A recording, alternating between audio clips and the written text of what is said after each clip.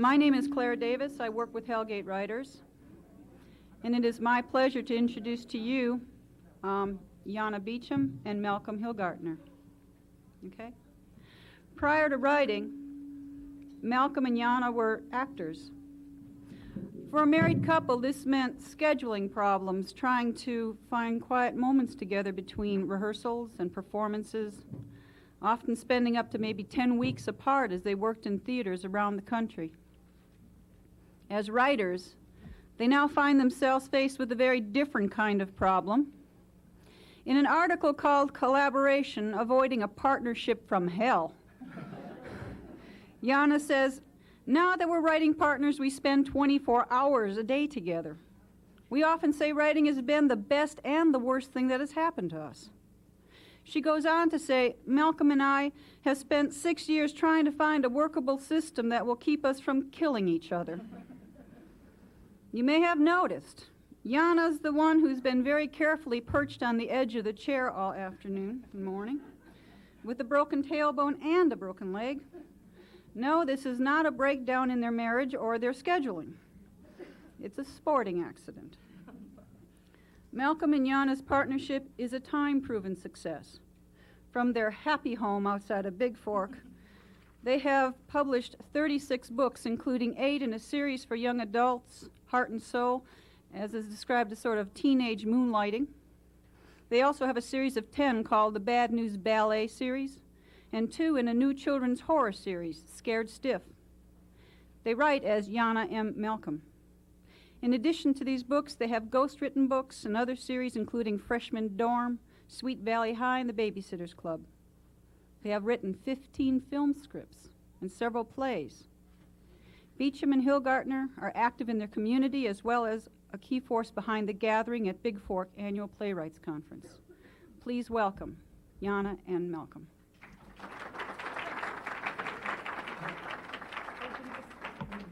What a build-up. Yeah. Here we thought we were just going to read something to you and get the hell out of here. But I guess the plan is to start with the reading, right? Right. Yeah, okay. We're going to read, we've never read our book in front of people, so I don't know. So we'll all share another test of the weird collaborative experience. process. Yeah. We decided that one of us would really feel stupid standing by themselves, so we're trading off in the reading of it. And this is our book, Scared to Death, and I think it just came out this week. This is the only copy that our editor had, so anyway. We're going to read, it has a prologue and a first chapter. Just read the first chapter. Well, the setup is pretty self-explanatory. Elliot, Muffy, and Quentin were 3 truly rotten kids. Everyone said so. Their teachers, their parents, their friends, and most of all, their babysitters. In fact, a babysitter never sat twice for the Bullock family. Sometimes a sitter would phone Mr. and Mrs. Bullock at the restaurant where they'd be having dinner and announce, I'm giving you 20 minutes to get back here, then I'm leaving. Sometimes a sitter would just walk out without even calling. Those kids were that rotten. This story is about the summer Elliot, Muffy, and Quentin stopped being rotten and started being scared. Scared for their very lives. Chapter 1. Out of my way, snot-face. Elliot Bullock barked at his older brother Quentin as he made his way to the elevator of the Clifton Towers apartment building in New York City. Snot-face. 12-year-old Quentin shoved his wire-rimmed glasses up on his freckled face. That's really original. I'm wounded to the core. Lard butt. What's going on out here? A tall, dark-haired man in a trench coat glared at them from the door to their apartment. The pudgy fifth grader with the straight brown hair and the thin, pale boy with the glasses chose to ignore their father's question. Their 9-year-old sister answered for them. Quentin and Elliot are fighting again, Daddy. It is so tedious. Muffy Bullock stood by the elevator door, primly dressed in a floral print frock with white stockings and simple black flats, impatiently watching the dial. Reginald Bullock III stepped out into the hall and put his hands on his hips. I have just about had it with all 3 of you. Me? Muffy gasped in shock. What did I do? You are a whining tattletale, he informed her. Mr. Bullock pressed his hands to his forehead and murmured under his breath, I don't know how we're going to endure an entire month together in Maine. Quentin overheard her father's remark and sniffed. The same way you do every vacation. You hire a nanny and go play golf. Is that supposed to make me feel guilty? Mr. Bullock demanded. Because it doesn't. I work quite hard to pay for your exclusive private schools, and the few weeks we spend together in December and during the summer, you children manage to turn into a living hell. Muffy's lower lip quivered. That's not a very nice thing to say, Daddy, she pouted. Mr. Bullock ran his hand through his hair. I'm sorry, but sometimes you children are not very nice. The elevator arrived, and Mr. Bullock and the 3 children stepped inside. They rode the 12 floors down to Fifth Avenue in silence. When the elevator doors opened in the lobby, they were met by Mrs. Bullock, looking cool and collected in a crisp white linen suit with a matching straw hat. Well, children, their mother announced brightly, the doorman has put your luggage in the van.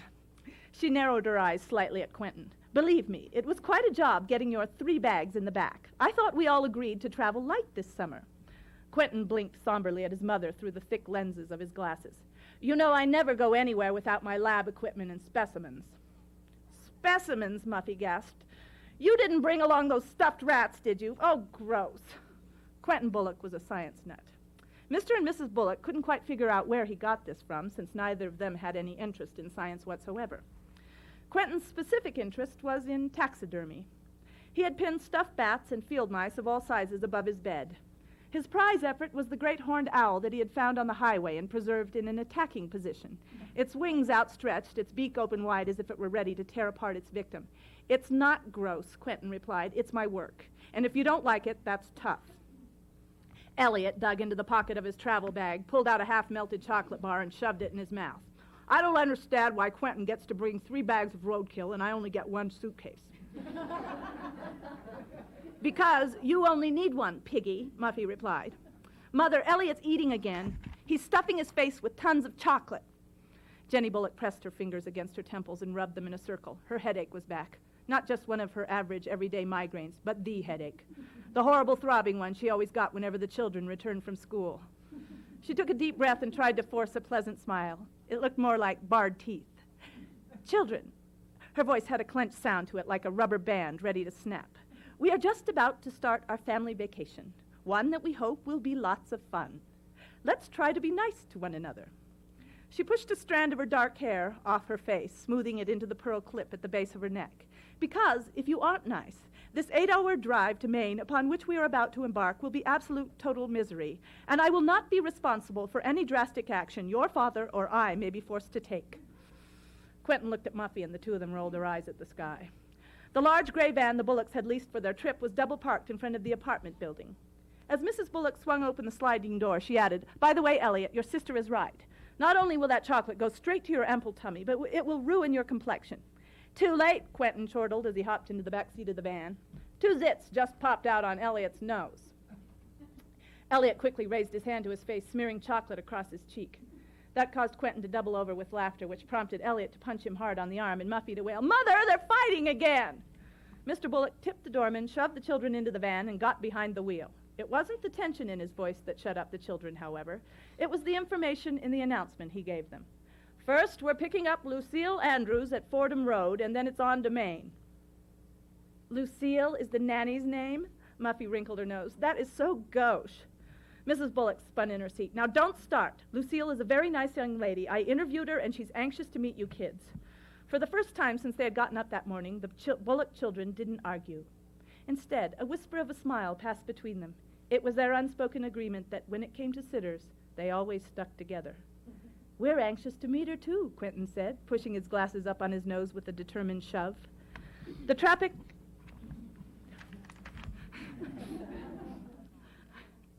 out of Manhattan was fierce. But a half hour later, the Bullock shiny van pulled in front of Lucille Andrews' apartment building in the Bronx.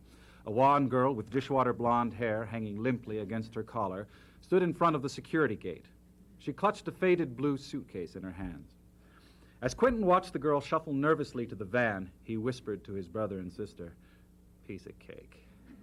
Elliot nodded. She won't make it to Connecticut. Muffy tossed a shiny lock of her long sand-colored hair over her shoulder and said, She's too nervous. I give her until Massachusetts. By then she'll have calmed down and realized what she's in for. $10, Quentin murmured, establishing their bets. Muffy and Elliot nodded agreement as they watched their victim clamber into the van. Oh, it's so nice to meet you, Mr. Bullock, the girl said in a slightly nasal voice. I can't wait to see Maine, she burbled. Would you believe it? I've never even been to Jersey before. That's the opposite direction, Elliot announced cheerfully. Then he added in a whisper, You idiot. Meanwhile, Lucille wasn't even aware that Quentin had taken a furry object out of his suitcase and slipped it onto her seat as she sat down. Lucille, these are the children, Mrs. Bullock gestured toward the children who sat at attention, the corners of their mouths turned up in anticipation of what was to come. Lucille turned in her seat, and that's when she felt it. Hi, Muff... Her voice stopped short. Carefully, she slipped her hand under her to see what she had sat on. Mr. Bullock was just entering the Cross Bronx Expressway when Lucille screamed, a high-pitched wail that seemed to go on forever. Ah!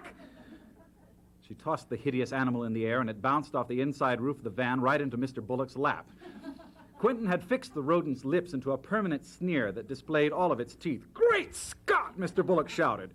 The shock of seeing the gruesome rat grinning at him from his lap, coupled with Lucille's banshee wail, rattled him so much that he jerked his hands off the wheel in alarm. The van lurched to the right and careened across 3 lanes of traffic, nearly sideswiping a cab. Get it off me! Lucille squealed hysterically, even though the rat had now fallen onto the floor by Mr. Bullock's feet. Get it off!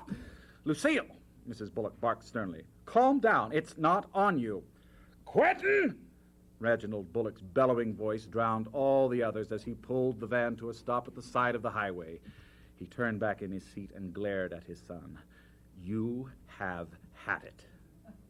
Before Quentin could protest, Lucille stood up, hitting her head on the ceiling like, ow! Oh, I hate rats. I absolutely hate them. She shot Mrs. Bullock a look of betrayal. You didn't tell me about this.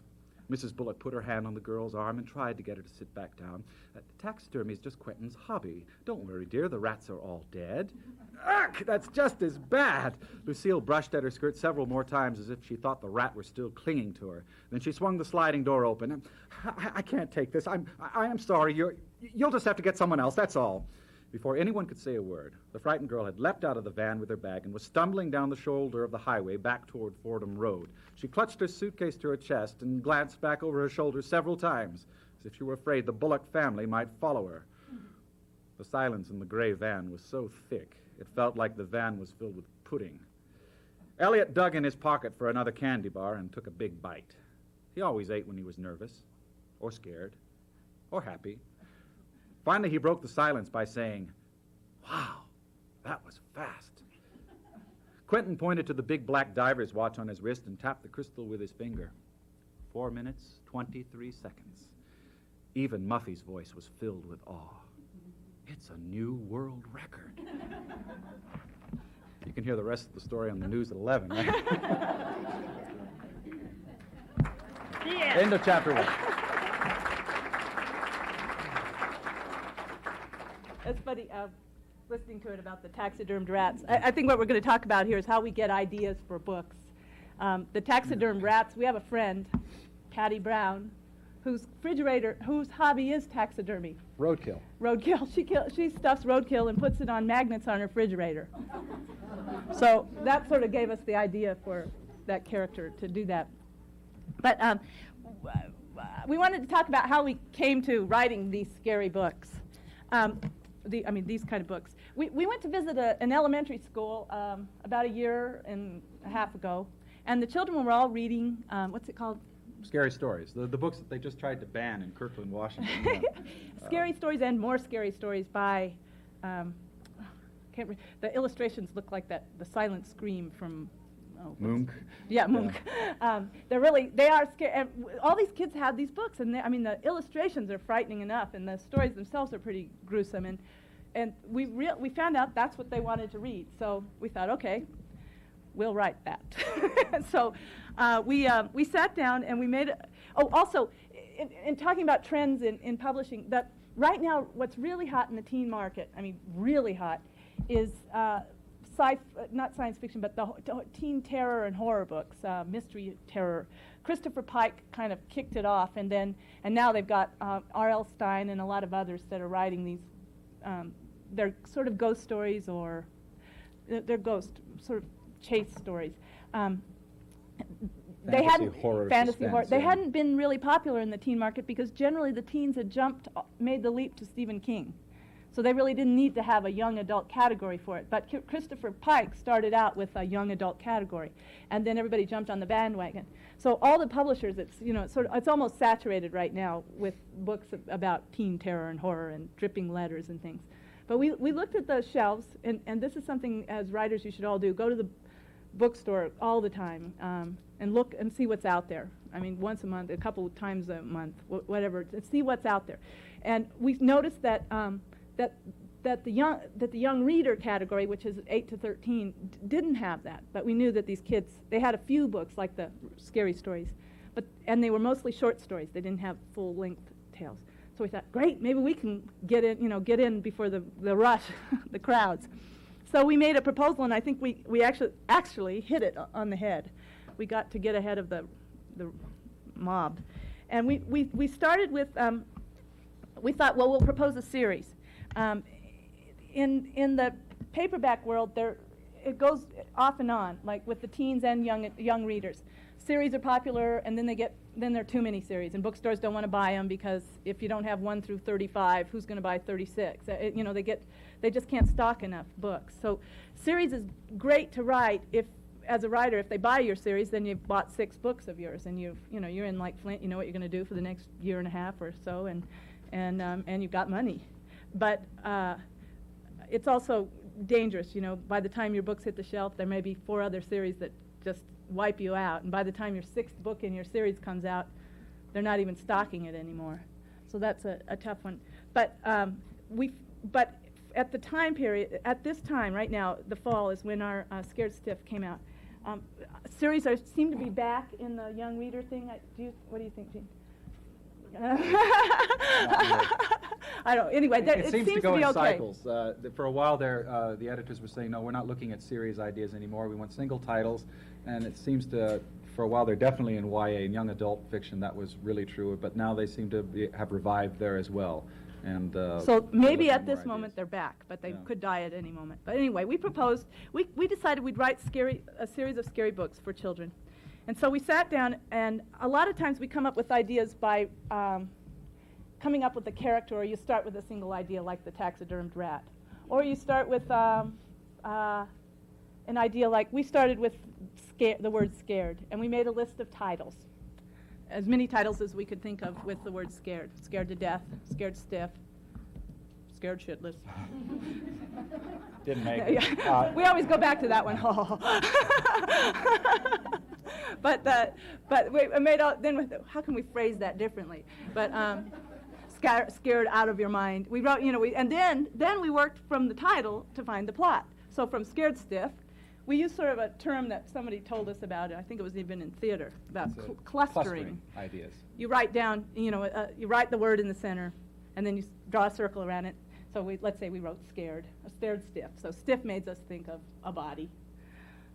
So then from the body we went to mortuary. And from the mortuary we thought, okay, what can we do in this mortuary? Okay, the children live in the mortuary.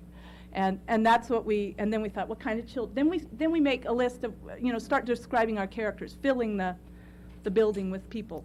And we had a girl who who was frightened to live in the mortuary with her parents, and a boy who loved it and took his friend on tours of the dead bodies. And we went to when we went to research this, and we found out more about embalming human beings than I ever want to know. It's really disquieting to walk in and talk to an undertaker, and you're in the embalming room, and there's the slabs out there, and he kind of goes, now let me see, I would use this needle on you, and this one on, and he kind of goes, stay away from me, but we did find out that we had sort of set up this premise that the teenage girl would be, again, afraid of living there and find it really creepy, and the boy would get off on it, and discovered that actually had happened to this family of morticians. In fact, they had to move out of the mortuary when the girl was a teenager because she would not come into the building. She was so frightened. The lady who was in a gray suit and peach blouse and spoke in a modulated voice. She said, the son became a mortician and still is kind of notorious or infamous in the Kalispell area for his Halloween parties that take place in New York. So, but she gestured to the mortuary. We went in to talk to her, and there were 6 bodies on. It was a Christmas rush. And they had some guy out on the landing in the back in where the they garage. were doing his hair, and it was just outside. What do they call it? They call it moving head. Changing heads. Changing heads, where they roll the bodies in and out. They roll the bodies into the various, or the embalmed corpses into the various, there's little chapels, and then there's the main chapel. And it's sort of like there's this round robin thing. You only get the main chapel for your big service, but otherwise you're shunted off into these side chapels, and so they call it changing heads. And So we used that. She actually gave us the first sentence for our book. She said, you'll notice you can't walk into this building without passing a dead body. And so that was the opening line of our Scared Stiff about the girl. And it's true, everywhere you turn. So from there we wrote that book, and then we proceeded with Scared to Death, and then made a list of things about what could scare you, and that's where we started with the rat idea, and then developed these terrible children, and drew on our experience of living in New York. Since then we came up with a list of another. We found out they were interested in more books, so we thought, okay, we'll propose another series. We always propose series because we're how are we going to pay them rent in June if we don't sell 2 books, or those things. So we discovered we don't even think about royalties particularly. It takes so long, and as you get more successful, your advances rise, which takes longer for your books to earn it back. So basically, we write for the advances, and just try to keep them coming. Yeah. So this time we sat down. We came up with a umbrella title, Creeps. So then we made a list of what's creepy under the creep, thinking of comic book, cover type things with dripping letters again. Ghouls. We came up with, we just wrote it.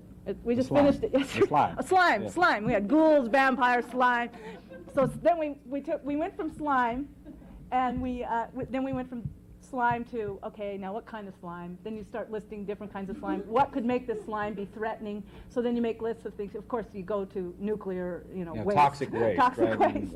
And so we started with that, and these are all great tools for if you're sitting around with a lack of ideas. Most writers have an overabundance of ideas, actually, and are afraid that they'll never have time enough to write them. But this is how we work specifically when we're trying to target a market, and we know that Halloween's a great time to release a scary book, so we start focusing what we're going to write about. But we just wrote The Slime That Ate Crestview, and but it was funny because it's weird. We were having problems while we were working on it because we sold the idea. When we sold the idea, we had written we said, and this slime and this slime, it's like the Blob in a way. It starts to pour out of the sewers and everything, and begins to. And it started with the other thing. I read an article written by a woman who she had been a career person and then got married and moved into a new subdivision outside of Denver, and realized that during the day those subdivisions are like ghost towns. There's no one there because now so many families are 2-wage earners. Everyone goes into the city. And we thought, wouldn't it be interesting if we had a couple of kids in one of these neighborhoods, and it's before school, it's a new subdivision, so there's maybe 7 or 8, 15 of the houses have been completed. Most of them are not completed. They're in various stages of deconstruction.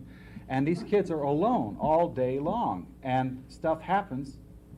No one's going to believe a bunch of kids. They go to parents and say, "There's a slime and it's going to eat us alive." Sure, I think you need some counseling, or some therapy or something like that. And so we went off from that. It's sort of this banal sort of environment became a very frightening environment because they were all alone. I find there's a myth about people wanting to shove writers off by themselves. I think that's the terrible part of being a writer, is that you are spending a lot of time alone. When we moved to Montana 2 years ago, we had a real estate person trying to, you're writers, let me drive you 5 hours back into the wilderness, and you can hunt your food and do all those things. You'll love it. It'll really inspire you. And I said, we spend all our time by ourselves. Put us someplace where when we step out the door, we can meet people, because you draw from people, and we got stuck on this slime that ate Crestview. We created it, but we didn't know how to kill it. I called my brother, and he goes, you electrocute it. They always electrocute it. And The Thing, they electrocute. And then he started listing all these horror movies. I said, okay, they always electrocute. That's the reason. But actually, when you move into the science fiction-y kind of world where you create something that really doesn't exist in this world, you almost have to establish there are rules that you have to follow. You have to create the rules of that world and then follow them. And so I know you'll see horror films and you'll go, the slime wouldn't have done that. You would have allowed the slime to do something else, but you knew that's, But so we got stuck, and I know as writers, everybody gets a writer's block, and you don't know what to do. And sometimes I just sit there and I just keep pounding away, writing and writing, hoping something will kick in. But I also find that just going out into the world and joining people, somebody, and not talking about your work, just being with somebody who's completely different will kick you back into it. We had this friend who was telling us about when he was in Vietnam. He said in order to see at night, they were taught that you use your peripheral vision. So I always think of it as, okay, I'm going to go out and my peripheral vision will collect whatever the answer is. And we went out a couple weeks ago and were with some friends who are biologists, and we were discussing the slime, and we didn't know, thought electrocution might do it, but we didn't know. we were still looking at slime, and they got a couple of textbooks, biological textbooks, and had done that sort of stuff, but leafing through it came across slime mold, and then discovered that slime mold is a really interesting. It's the Mycophyta. Mycomyxophyta is the family, and it's a bizarre kind of thing because it has plant characteristics at one point in its life cycle and animal characteristics at another point in its life cycle. And then the cells will congregate into a slug, and then this slug will move through the forest looking for food. And they get to be about a foot wide. These are real things, and we thought, whoa, that's what we're looking for. That's our, and it becomes a slug. So and of course it goes over radioactive waste, which of course will make it big. All the movies make it. And then, here's how we decided to kill it. Okay, guess. It's a slug. How do you kill a slug? Salt. There's a hint to that, but you'll have to read the book together. Anyway, once we got past that writer's block, we charged to the finish. It was when I told you I was writing on the wrong keys. Because I've broken my butt and my leg, I've been sort of laying on the bed, trying sideways, and Malcolm saw the chapter and he went, "Wow, you were," he said, "You're really excited about this one. I can't read a single page." Because the screen was over here. And I find when I write chase scenes, you really write fast on chase scenes. They're after me. And you can't take time. You make a mistake, and you can't go back to correct it because it'll catch you.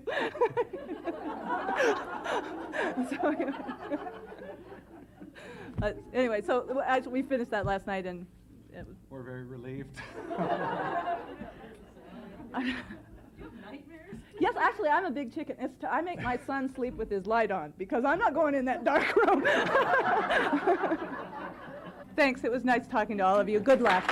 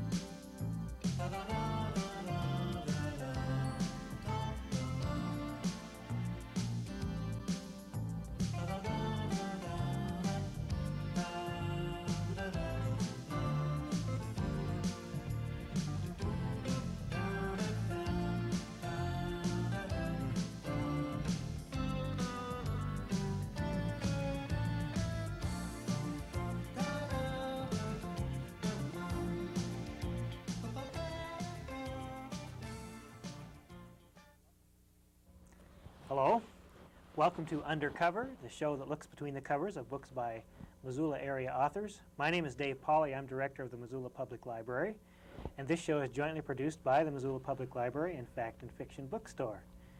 We have a special treat for tonight's show, someone who's usually behind the camera, Betty Ammon, who produces this show and also is one of our staff members at the Missoula Public Library, has brought along her writing partner, Gail Sherman, who is the early childhood librarian at the Pocatello Public Library in Pocatello, Idaho. And they're going to talk about their writing and the book that they've jointly produced. Welcome, Gail, and welcome, Betty, to this side of the camera for a change. Thank you. The name of the book one of the books they've done is Handbook for the Newbery Medal and Honor Books. And this is a book that I presume is aimed at teachers and librarians, anybody who works with kids and books. Exactly. Our main goal is to try to make it so that people who use those books can have lots of ideas to incorporate the books with classrooms and other activities, even things in their own home. Mm-hmm. I wonder if you could just explain to the audience, what is the Newbery Award exactly? Well, it's kind of the Oscar of children's books, I guess. We're kind of an Academy Award time. It's an award given every year by the American Library Association to the best fiction for older children. And there's always one winner and one or two honor books. And we focused in our book on the winners of the 80s. And so there are 36 titles altogether that we cover from 1980 to 1989. Yes. Mm-hmm. And you talk about a literature-based program. What exactly does that mean as far as working with kids and books? Well, there's a new trend that also includes the whole language aspect, and lots of people are unhappy with the results that they are seeing with children using a basic reading series. And the trend is to use books in the classroom in all aspects of the curriculum, so that if you have something in science, you can find a children's book that includes some issue of science and bring that particular book in. But you can bring books in for social studies or for health issues or music, cooking, PE. There's anything. There are certainly tons of books, because there are over 5,000 books published each year for children.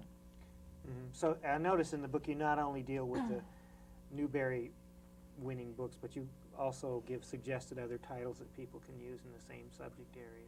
Yeah, a lot of libraries and schools don't have professional librarians, and so they need tools like this that refers them to other materials that either they can order to beef up their own collections, or they can order through interlibrary loan and have available to students in the classroom. We like to think of this as a supplement to using the book in the classroom, and not a way to pick the book to death after they've all read it or used it. Well, since you brought that up, what's exactly book report. What's exactly wrong with the book report? I mean, you explain in here that you're not a great fan of the book report way of dealing with books. What's wrong with that anyway? Well, any child can figure out how to do a book report according to the usual standard or the requirements of a teacher. They don't need to read the book. They can get a lot of information from the inside flaps, from the back side of the title page, and just doing a little research, and just scanning it. They can actually do a book report. And a lot of teachers also ask students to do activities that take longer than to read the book. And we basically feel that if you're asking them to write a book report and to spend a lot of time doing something, and it takes longer than the time you spent reading the book, that's nuts. Mm-hmm. And it makes them tired of the book when they end up with the whole project. They think that they didn't like the book in the first place, when maybe they really did, but they're so tired of it. And when teachers do vocabulary and all that sort of nonsense, it spoils reading for that child. And our main emphasis is we want kids reading all the time, and we want them reading next year, and we want them reading when they're grown up. So the way you do that is you provide them with fun experiences. Yeah, and if they're having a good time and 2 or 3 people read the same book, they shouldn't be having the same reaction to it. And so we provide ideas for them that they can do either by themselves or in small groups, or they can do a total class activity that makes it more exciting and extends the particular use of that book. So what's an example of some of the things, some of the activities that you suggest with Newbery books, for example? We're really into cooking things because, well, not only do we like to eat and cook, but kids do too. So that's a real popular thing with us. If we can find a food tie-in with a particular book, we think that's very interesting. And in fact, when we present workshops to teachers, and we a lot of times will bring a recipe, teachers like that sort of thing as well as anybody else.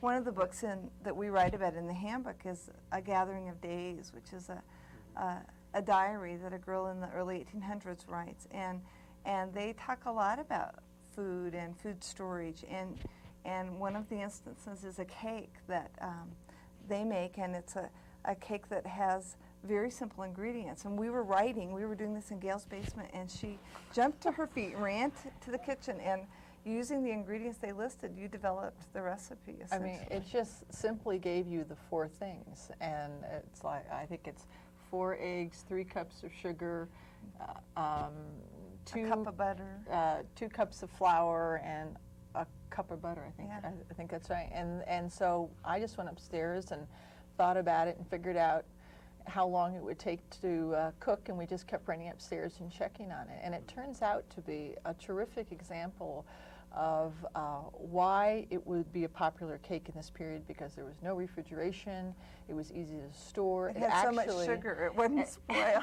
It tastes much better after two or 3 days. So if we are going and doing workshops several days from now, we can cook that cake tonight and then just leave it in the pan and serve it up in a couple days. And adults are amazed. Adults ask us for the recipe, All the which is time. really funny.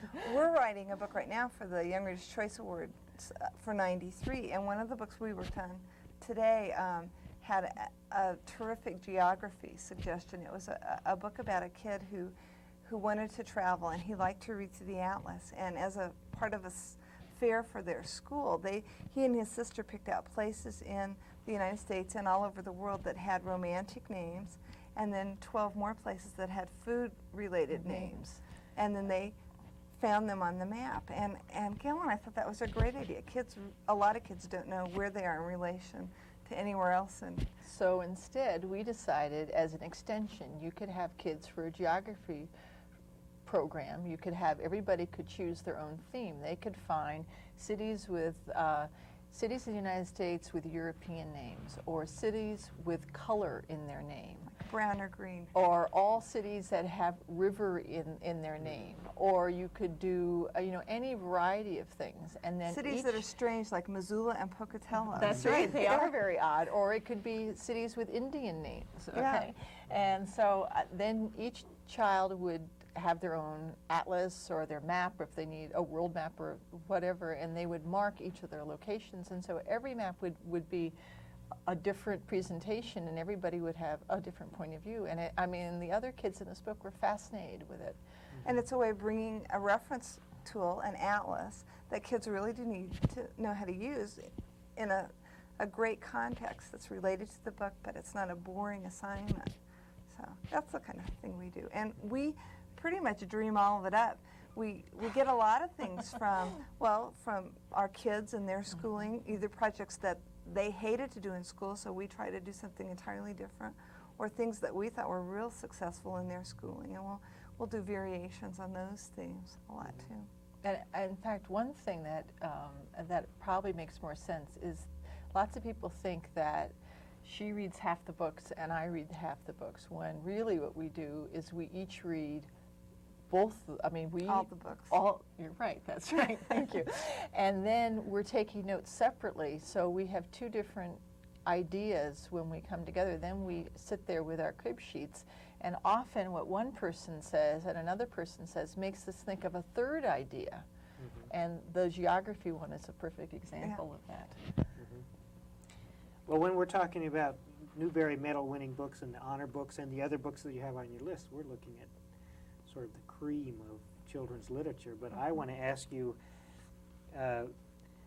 what about the kids that only want to read Hardy Boys and Nancy Drew and basically kind of junk reading. How do you feel about that, and how do you approach helping those kids expand their horizons a little bit?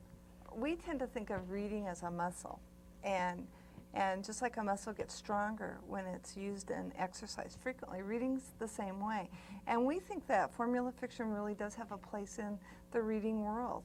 But the problem is it's a marshmallow diet if that's all the child's reading. But we think if kids feel comfortable with that, it's real easy to take them on further. But hopefully that child who is really enthralled with that kind of book has some connection with a teacher, a librarian, or a parent who has some skills or knows where to go to get some information of other books that are sort of like the book that they particularly like. If it's the Hardy Boys, they really like mysteries.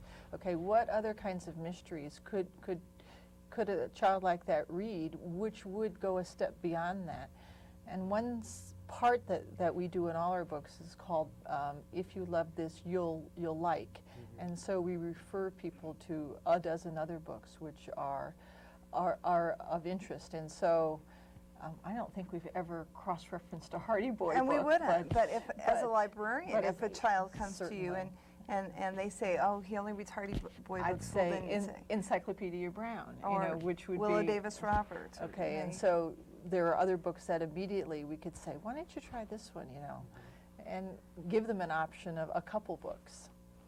And have you found teachers to be enthusiastic about the literature-based curriculum idea? And It's hard work for them. It's very different than the traditional lesson plan, match a basal reader and use a workbook curricula that they learned in college to teach. Teachers who are real dedicated and willing to work hard love this because it lets them use their imagination, but they find real helpful any kind of extra tool that helps them along. They operate in a vacuum a lot of the time. They're in a classroom, they're the only adult there. That's why what we can do with each other brings a third person into their situation. And most of them love it. They just Part of the problem is that when teachers are trained, they don't really have a very good background in children's literature. And so the teachers who are doing it willingly or did it before a principal in a school says, okay, we're going to do this kind of a program, or I want you to be doing more of this. The person who was automatically attracted to it is someone who feels comfortable with books and has had a lot of experiences. And so handbooks like ours and then other guides that refer you to other books on similar themes and genres are helpful for people, especially who have less of a background in that. Well, I wonder if we could change directions a little bit. I just wanted to ask you there must be some unique challenges about writing with a partner as opposed to doing it all by yourself.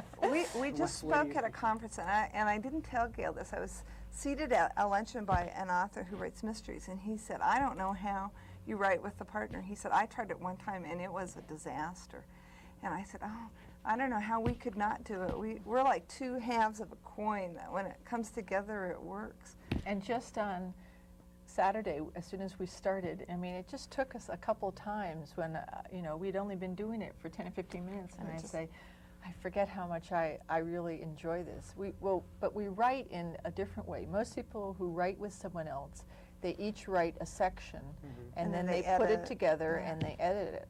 We actually speak the book out. This is our typist. We're sitting on the wrong side. I sit on the other side.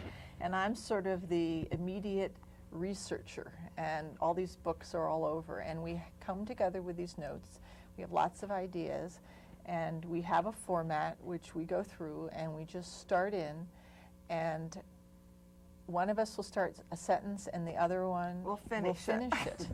Or we interrupt each other all the time and are poking, and then sometimes we get into arguments. And loud arguments. And our husbands have to come in and break it up.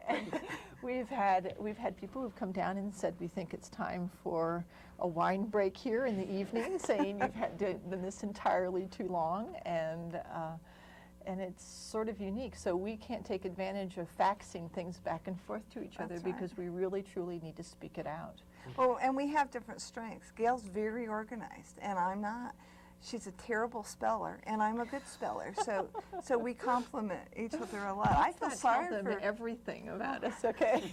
I feel sorry for people who have to work alone. 'Cause Yes. we do Oh, kind of yes. make each other work harder, I think. And also, we can work for a long stretch because the sort of the pressure and the stress and the tempo is changing constantly. And then we can take a break, but we can work for long hours. Great.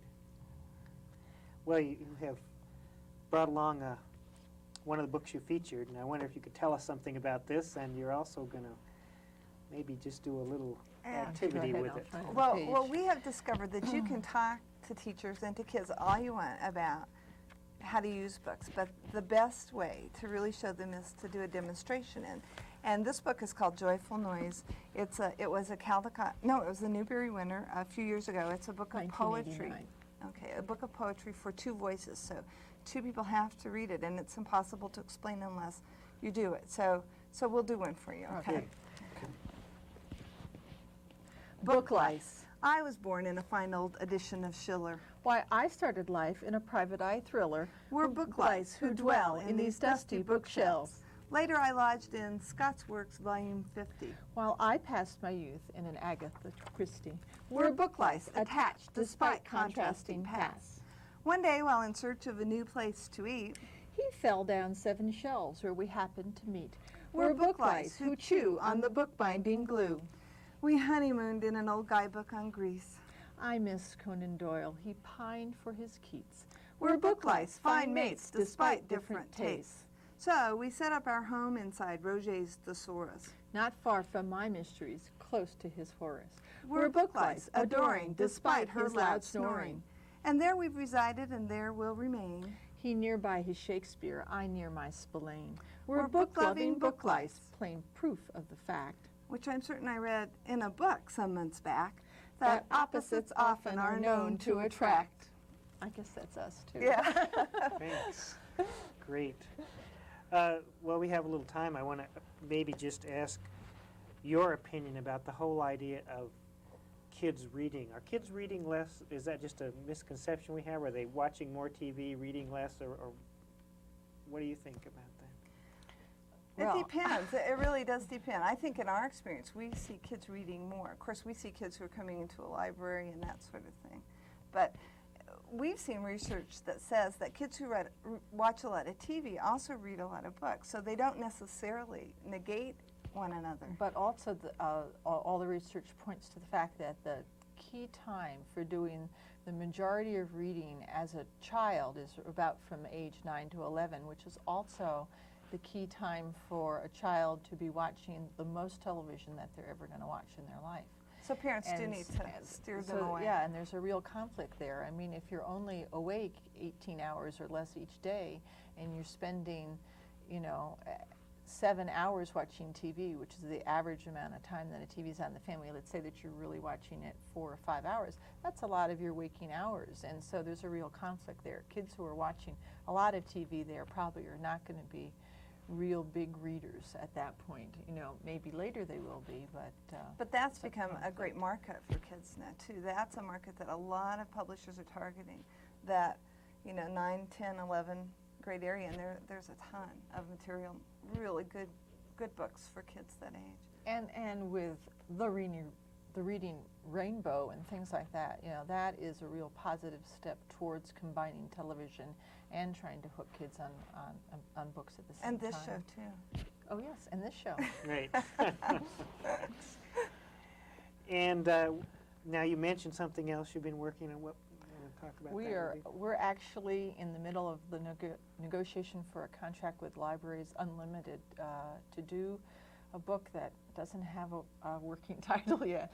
It's a handbook to use with middle grade and high school age readers who aren't reading because they don't like to. They are reluctant readers. Sometimes the books are called high-low books. We hate that term. And we write an annual handbook for the Young Readers' Choice Award. We're writing the 6th one this year. So that's why Gail's here in Missoula. We're working on that right now. You want to explain that award a little bit? Well, that's really what started our writing career. We had been teaching children's literature at Idaho State University, and after we were real frustrated with the lack of material for teachers, real concrete material that they could take to the classroom about current popular books, we came up with this book. Yeah, we had talked about doing something, and then sort of, should I tell them the story of the shower? I don't know how much time do Sure, why not? Well, my son watched the show on TV on Sunday night after You let the him watch news. TV? Yeah, you watch TV. It was Oh after my the news. It was God. how to make $1 million by doing this mail order thing where you sent people letters on how to get worms out of your yard or something like that. And I don't know, a variety of things. And he said, you should write something very much like what Jim Trelease does in the Read Aloud Handbook. And I said, that's already written. And he just sort of got the idea in my mind, and I went and took a shower about a half an hour later and leapt out of the shower and basically outlined the whole book that we still do to this day with the sixth edition. And I called Betty the next morning as soon as I knew she was up and said, you've got to come over here before you take your kids, or I guess after you take your kids to school. I have this idea. And we formed the company within a day. Yeah, our company's called Beyond Basils, Inc., because we want to bring teachers beyond basal readers. But this has been real successful. It's had an effect on how many kids participate in the award. The award has doubled and then a half a time again in participation. So In the past 6 years, and the Yeah. award began in 1942. So it's the oldest Children's Choice Award in the whole world, and it's what all the others are really based on. yeah. And we love doing it. It's really fun for us. And you also do programs, the two of you, for teachers, for librarians, so you get around a bit. Yeah, we were introduced yesterday as the Siskel and Ebert of children's books. We spoke at the Pacific Northwest Booksellers Association in Spokane yesterday. Well, this is in March, and we talked at Library Association conferences and reading conferences and all sorts of things like that. So you do reach a lot of people who are working with kids and with books. And there does seem to Yeah. be a lot of interest out there Yes. in this. That's good to hear. Yeah. Well, I want to thank both of you for taking the time to be on the program today. You're welcome. Well, thank you. And nice to see you again, Gail. Thank you. It's nice being here. And I'll see you at work this week. Probably, yeah, right. The name of the book is Handbook for the Newbery Medal and Honor Books, a really valuable resource for teachers and for librarians and anybody working with kids and books. And I would like to take a few minutes now to talk about some events, important events coming up at the library. First of all, Wednesday, April 8th, is our third annual Night of 1,000 Stars Great American Read Aloud. This is the third year that we've done this. We find people from the community to read aloud, special selections, and it turns out to be a really fun event for us. That starts at 7 o'clock on Wednesday night, April 8th. Then, the Friends of the Library are going to be doing a special fundraiser on Monday, April 13th, also at 7 o'clock at the library. One of our newest members of the Friends is going to do a special science demonstration for people of all ages. He works at the physics department over at the University of Montana. His name is Jim Semmelroth. And he has some special equipment and experiments and other kinds of things dealing with physics that ought to be really interesting. We're going to be charging a nominal fee, $1 for kids and $3 for adults, to help us raise funds to enhance our programs at the library. And that's on Monday, April 13th at the Missoula Public Library at 7 o'clock. May 18th, a little farther along in the year, May 18th, which is also a Monday night, will be the annual meeting of the Friends of the Missoula Public Library. And one of the people who's been a guest on this program previously, Dorothy Patton, who's written a number of nonfiction books, mostly for kids, but also for adults, including a book on gardening that we interviewed her about a few months ago, is going to be the speaker. That's the Friends of the Library annual meeting on Monday, May 18th, also at 7 o'clock. So we hope that even if you're not a member of the Friends, that you'd be interested in hearing Dorothy speak, that you would want to come to that meeting. Again, that's on the 18th of May. And finally, I wanted to mention a little bit about the upcoming summer reading program. The theme of the reading program, the summer reading program this year, help me out here, Betty. Dragon Tales. Dragon Tales. Oh, all right. So we've got we're in the planning stages for some exciting programs based on that theme at the library. We get an awful lot of Missoula's kids involved in that, and we really like doing that in the summer. And we think it's not only fun for kids, but it's really part of our role to help kids enjoy reading and keep reading over the summer. Not assigned stuff, but things that are really fun. So we're planning to do some special programs all summer long, give out some prizes like we have before. And so keep that in mind for your summer activities, the summer reading program at the Missoula Public Library. Now, whenever you need to know about anything that's going on at the library, please call us at 721-2665.